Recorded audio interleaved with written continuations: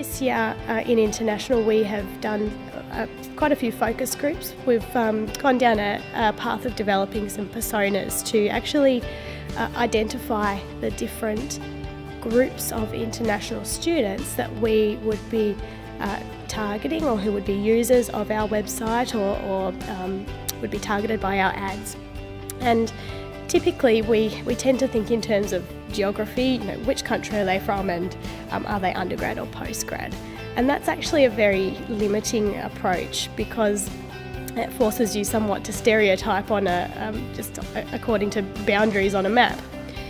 Whereas the research that we did actually showed there was quite a lot of commonalities across different countries, and the more helpful way for us to segment our audiences and therefore resulted in the names of the personas was about their motivation. So, is it a student who's motivated by parental approval? Their parents are telling them to go overseas, and that's pretty much all there is to it. Are they motivated by a better life, better opportunities potentially to work or to live, or for their family? Are they motivated by career success globally, to be the best in their field? Are they motivated by a sense of adventure, trying out a new city, a new culture, studying in a different place to where they've been for their whole life? Or are they motivated by social acceptance? My friends are going overseas, it's the done thing to do, with my peers, and I want to join in on that. So we're sort of doing our own research and matching that back to the reports and things that are available on a more quantitative scale.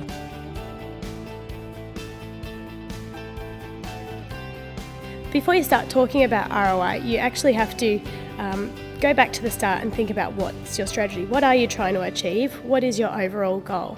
And do they relate back and make sense to the business strategy? It's all very well to say that we might have a goal of something like brand awareness. That's very difficult to measure, and sometimes that means people avoid measuring it. You can't actually measure every single thing in a digital space, but there are a whole lot more options in digital than there are in traditional media.